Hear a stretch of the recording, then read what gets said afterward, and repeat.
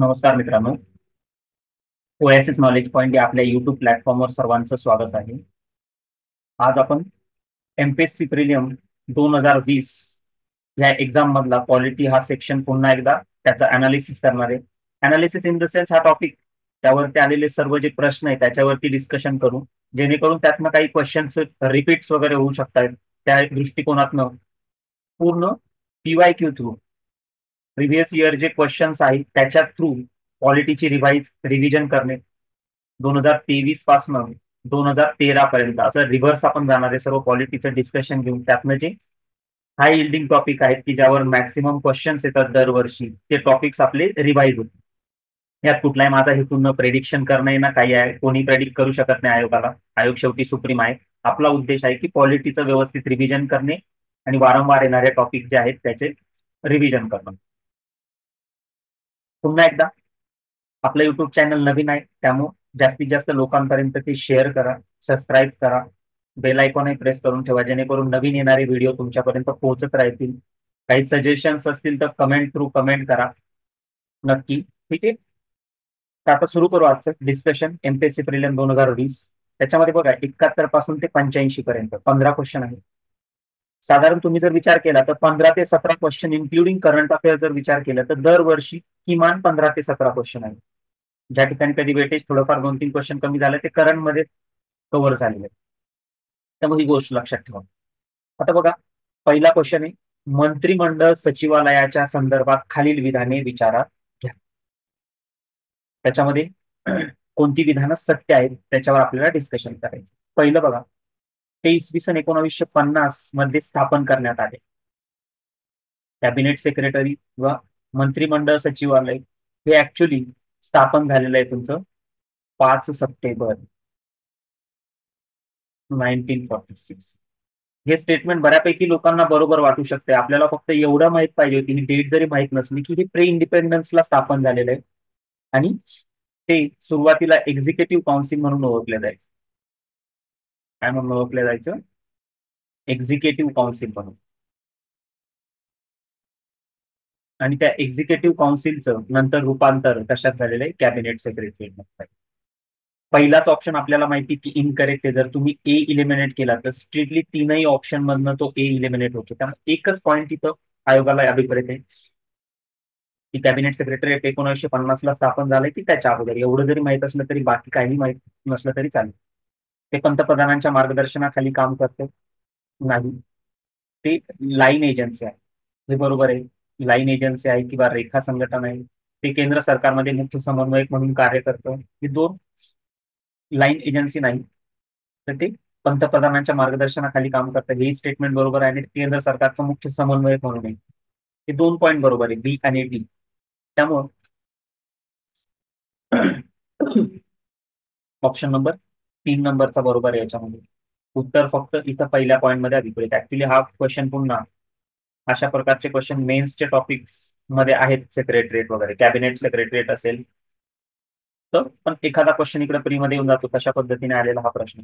आता बघा पुढचा 72 नंबरचा प्रश्न, हा राष्ट्रपती या टॉपिक वरचा आहे. राष्ट्रपती प्रेसिडेंट या टॉपिक वरचा क्वेश्चन आहे. याच्यात बघा, प्रेसिडेंट आणि संसद दोन्ही खालील विधाने विचारात घ्या आणि योग्य पर्याय निवडा. भारतात घटना दुरुस्ती विधेयक केवळ राष्ट्रपतींच्या पूर्वसंमतीने संसदेमध्ये मांडले जाऊ शकते. आता हे घटना दुरुस्ती विधेयक, घटना दुरुस्ती कोणत्या कलमानुसार केल्या जाते? 368 मध्ये त्याच्या 2 पद्धती दिलेल्या आहेत. विशेष बहुमत आणि सेकंड आहे विशेष बहुमत आणि अर्ध्या राज्यांची परवानगी. अशा 2 पद्धती दिलेल्या आहेत. ते केवळ राष्ट्रपतींच्या पूर्वसंमतीने मांडले जाऊ शकते का? तर हे पहिलं स्टेटमेंट चुकीचं आहे. आपल्याला माहित पाहिजे की राष्ट्रपतींच्या पूर्वसंमतीने कोणकोणत्या गोष्टी मांडल्या जातात. राष्ट्रपतींच्या पूर्वसंमतीने त्यात सर्वात पहिल्यांदा मांडलं जातं तुमचं मनी बिल, ज्याला मराठीमध्ये धन विधेयक म्हणतात. काय म्हणतात? धन विधेयक. आणि दुसरं त्याच्यामध्ये आहे वित्त विधेयक.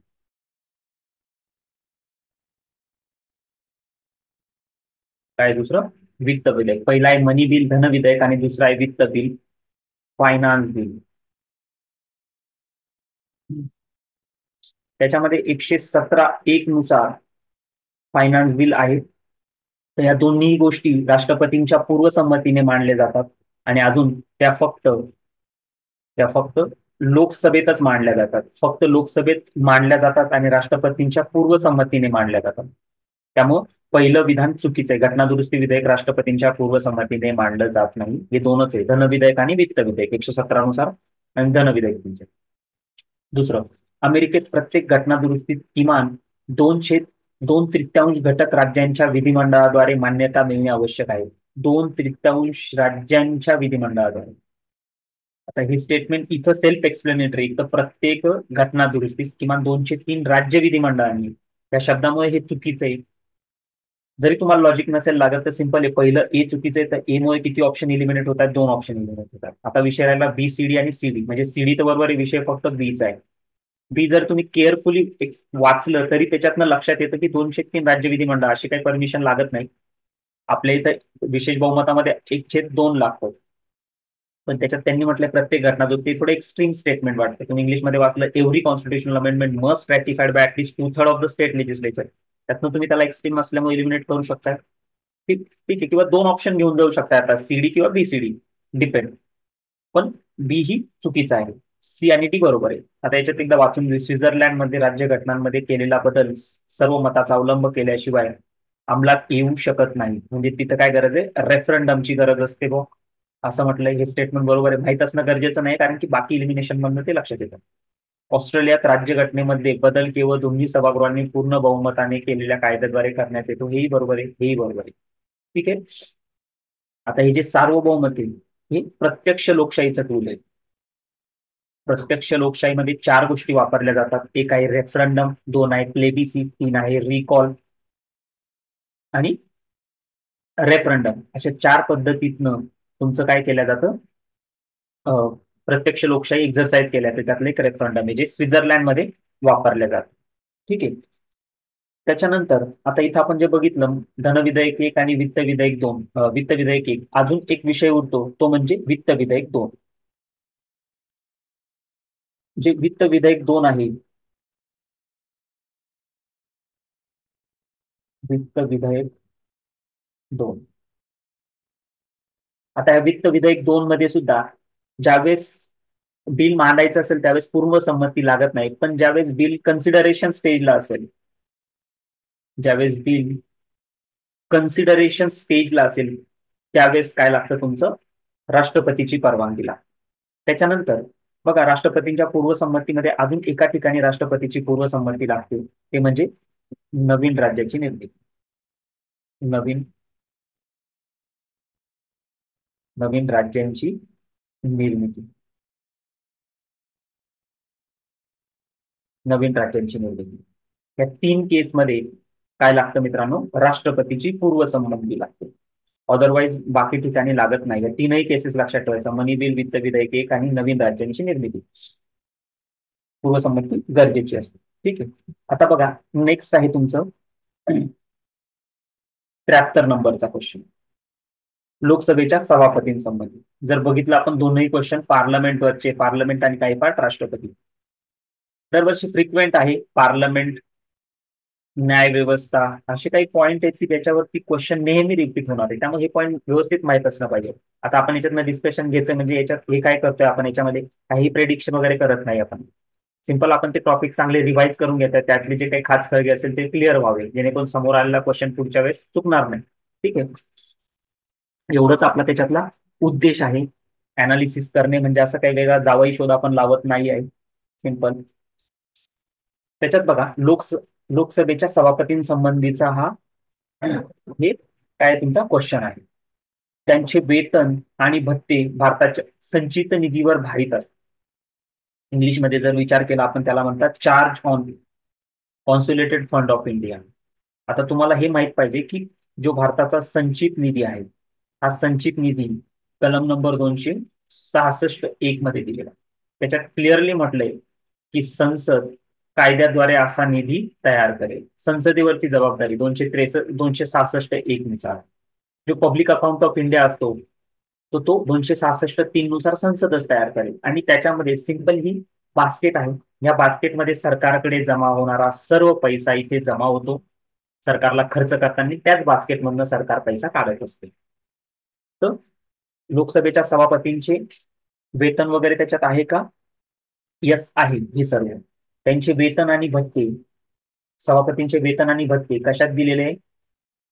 अनुसूची किंवा ज्याला आपण शेड्यूल म्हणतो, शेड्यूल 2 मध्ये दिलेले. शेड्यूल 2 मध्ये हे सर्व वेतन आणि भत्ते दिलेले आहे. त्याच्यामध्ये 9 लोकांचे वेतन आणि भत्ते दिलेले आहेत. ठीक आहे. त्याच्यामध्ये यांचे पण स्पीकर असेल, डेप्युटी स्पीकर असेल, चेअरमन असेल, डेप्युटी चेअरमन असेल. हे झालं लोकसभा राज्यसभेच्या बाबतीत. पुन्हा विधान परिषदेचे सभापती असेल किंवा विधानसभेचे अध्यक्ष असतील, या सर्वांचे वेतन भत्ते हे सर्व 2 नंबरच्या शेड्यूल मध्ये दिलेले आहे.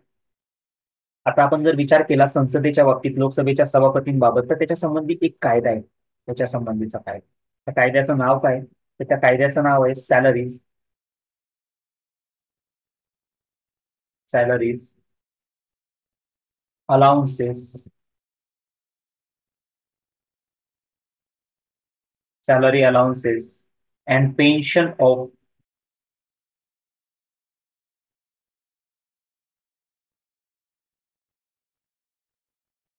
of member of parliament act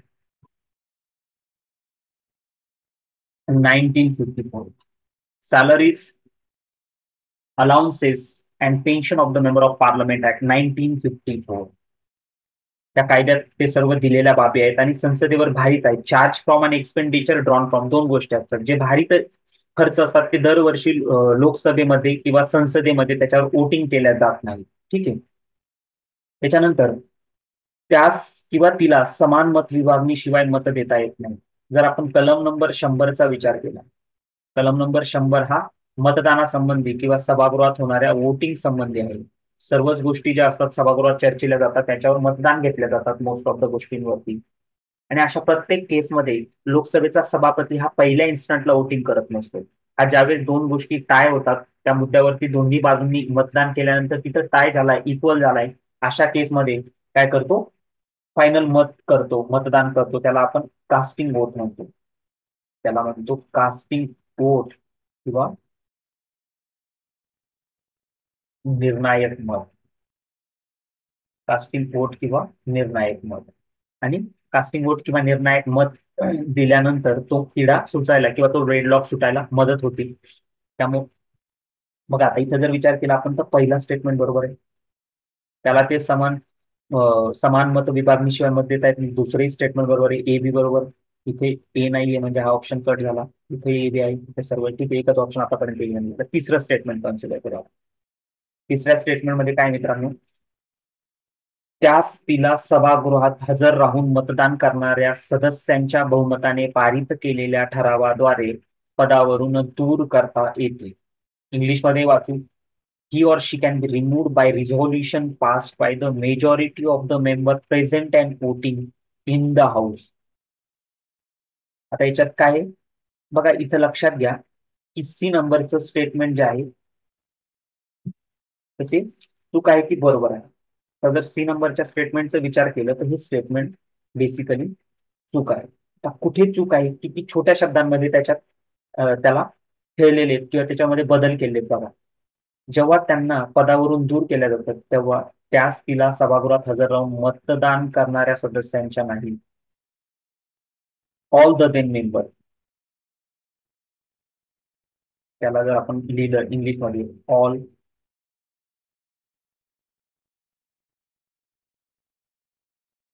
all the then member म्हणजे ऑल द देन मेंबर म्हणजे काय? तर त्यावेळेस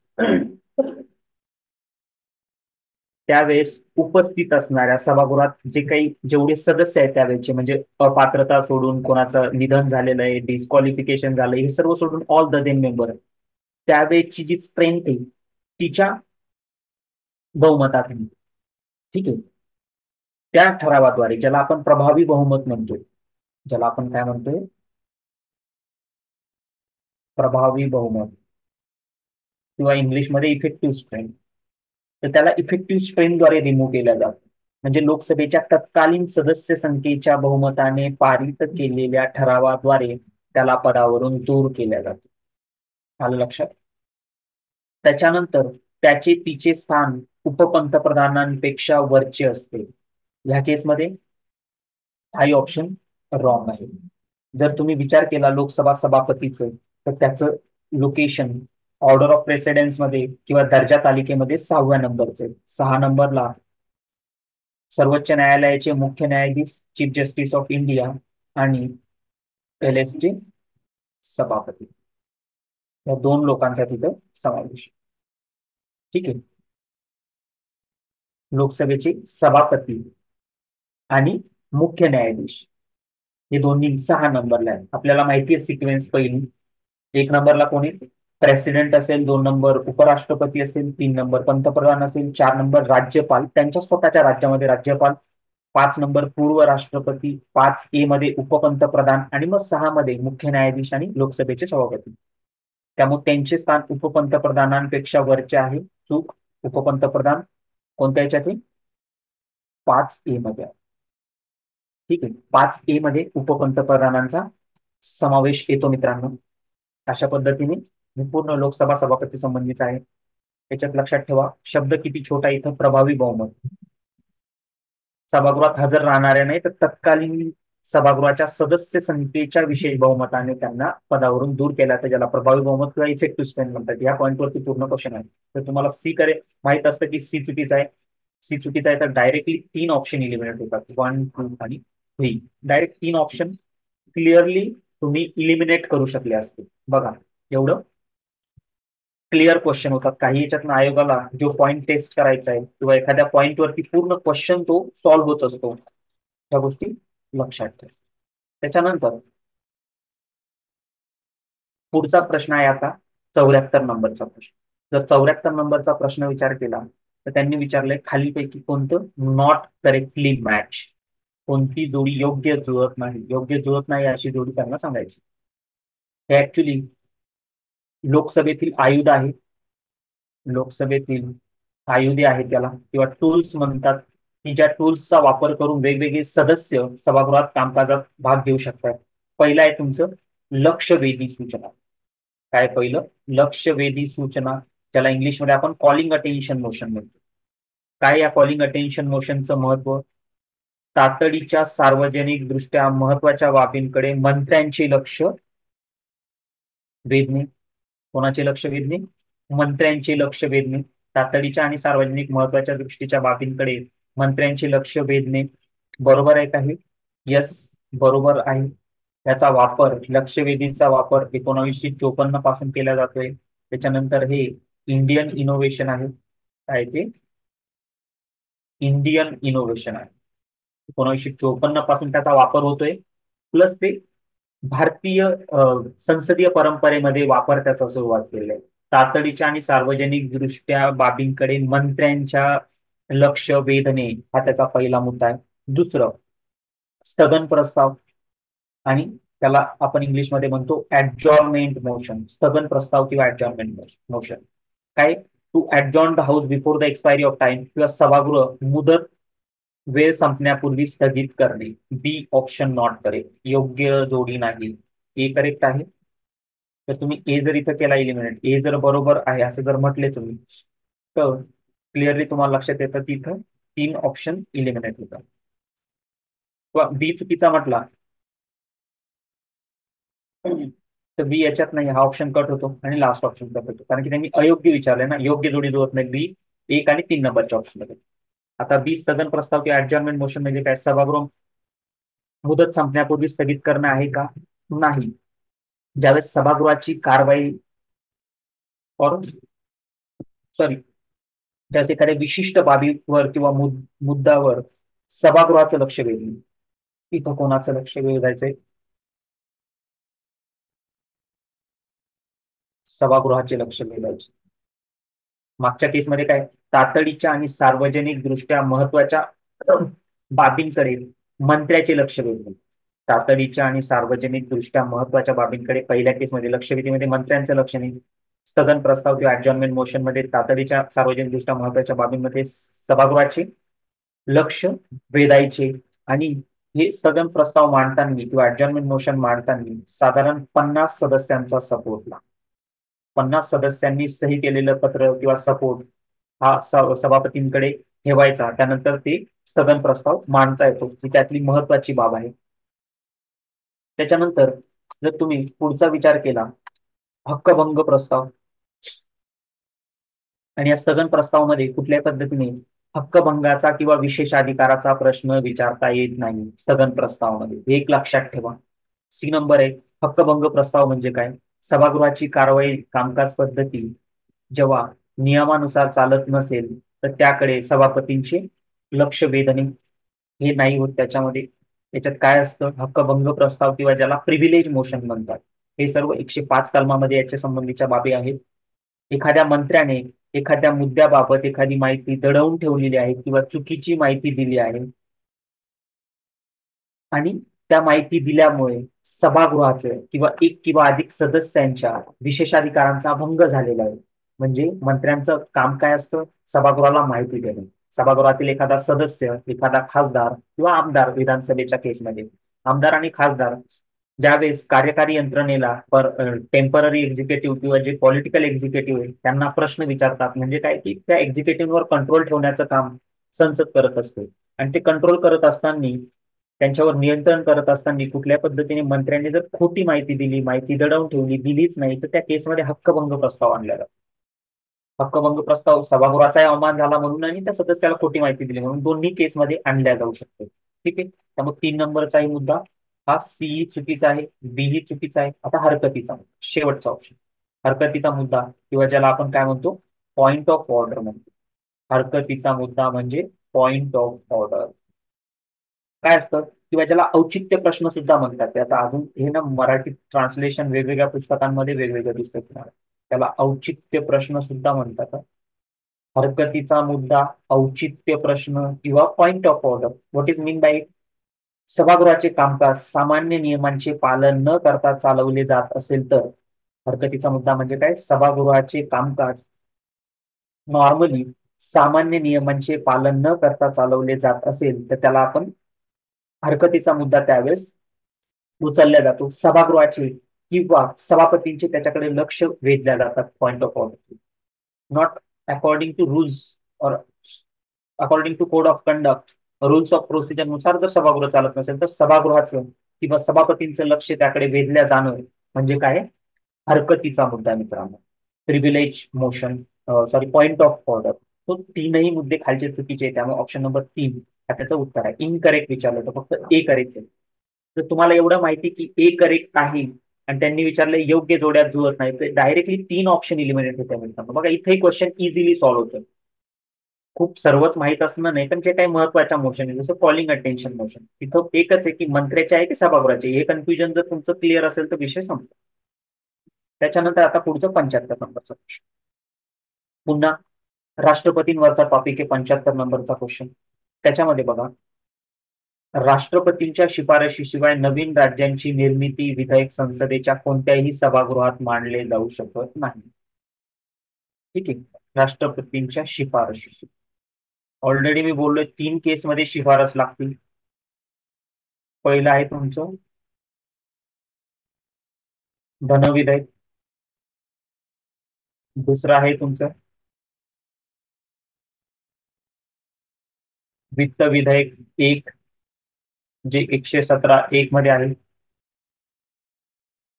आणि धन विधेयक, वित्त विधेयक, आणि तिसरं आहे तुमचं नवीन राज्यांची निर्मिती.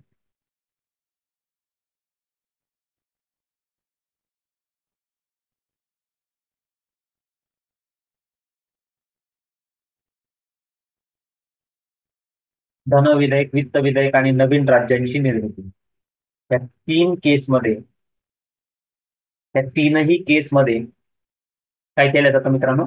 राष्ट्रपतींची शिफारस गरजेची असते. 3 केस सोडून कोणत्याही केसला गरज नाही. जे वित्त विधेयक 2 आहे, वित्त विधेयक 2 मध्ये काय केलं जातं? कन्सिडरेशन स्टेजला संमतीची गरज असते. त्यामुळे पहिलं विधेयक बरोबर आहे का? बरोबर आहे. त्यांनी विचारलेलं आहे कोणतं विधान बरोबर नाही ते विचारात घ्यायचं. पहिलं तर बरोबर आहे, नवीन राज्य निर्मिती करण्यासाठी राष्ट्रपतींची परमिशन 100% लागते. ठीक आहे. त्याच्यानंतर जर याच्यात तुम्ही टप्पे बघितले राज्य निर्मिती संबंधी, तर कशा आहेत? राज्य निर्मिती संबंधी राष्ट्रपतींची शिफारस झाली की राष्ट्रपती सदर राज्याच्या विधिमंडळाकडे मुद्दा पाठवतात. विधिमंडळाकडे मुद्दा पाठवल्यानंतर विधिमंडळ आपलं मत देतं.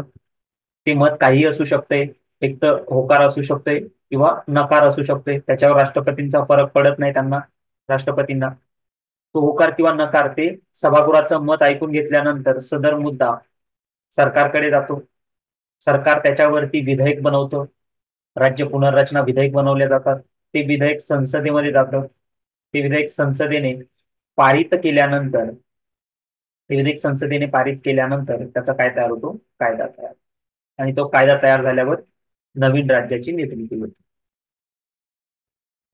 नवीन राज्य निर्मिती होते.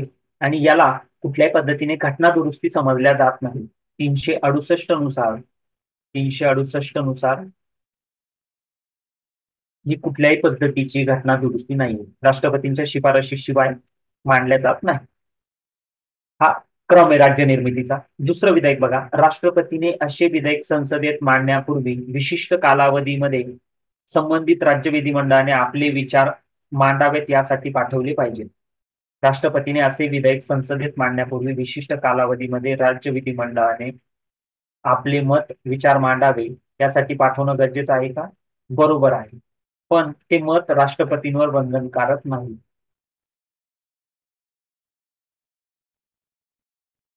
राष्ट्रपतींवर बंधनकारक आहे का? बंधनकारक आहे का? नाही. राष्ट्रपतींवर बंधनकारक नाहीये ते. पण मांडणं गरजेचं आहे का? बरोबर आहे. Statement number 2. संसद केवळ विशेष बहुमताने कायदा मंजूर करून नवीन राज्याची स्थापना करू शकते. विशेष बहुमत आहे का? चूक आहे.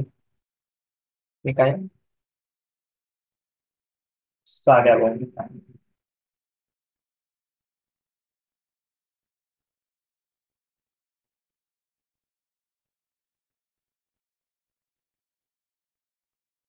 संसद केवळ साध्या बहुमताने कायदा मंजूर करून नवीन राज्याची स्थापना करू शकते. त्याच्यानंतर राज्य विधिमंडळाने व्यक्त केलेले विचार स्वीकारण्याचे बंधन संसदेवर नसते. राज्य विधिमंडळाने व्यक्त केलेले विचार स्वीकारण्याचे बंधन संसदेवर नसते. त्याच्यानंतर हेही स्टेटमेंट बरोबर आहे. संसदेवर नसते, राष्ट्रपतींवर नसते. त्यांनी काही मत मांडलं, त्यांनी म्हटलं की आम्हाला नवीन राज्य नकोय, विरोध होत असला तर, पण सरकारचं जर क्लिअर असेल की नवीन राज्य निर्माण करायचंय, तर त्या केसमध्ये कुठल्या पद्धतीने त्या बंधनाचा फरक सरकारवरती पडत नाही. तर ही गोष्ट लक्षात घेतली पाहिजे. आणि लक्षात कुठे, संसद केवळ विषय बहुमताने राज्य निर्मिती संबंधीचा कायदा पारित करू शकते का? नाही. साधं बहुमत. विशिष्ट कालावधीमध्ये मत मांडायची गरज असते का? बरोबर आहे. पण ते राष्ट्रपतींवर बंधनकारक नाहीये आणि संसदेवरही नाही.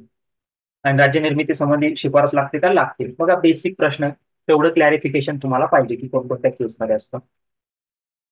ठीक आहे विद्यार्थी मित्रांनो, thank you for watching this video. आपण व्हिडिओ छोटे करतो जेणेकरून व्यवस्थित बघून होतील, ते बोर होणार नाही. आता याच्या पुढचे जे क्वेश्चन आहेत 76 पासून ते 80 पर्यंत पार्ट 2 मध्ये टाकतो मी, आणि पुन्हा 81 ते 85 पार्ट 3 मध्ये, जेणेकरून 5-5 क्वेश्चन आहे. तुमचा एक 15-20 मिनिटाचा व्हिडिओ तुम्हाला बघता येईल. Thank you so much for watching this series. सर्व व्हिडिओ व्यवस्थित ऐका, शेअर करा, सबस्क्राईब करा, जास्तीत जास्त लोकांपर्यंत पोहोचवा. Thank you so much.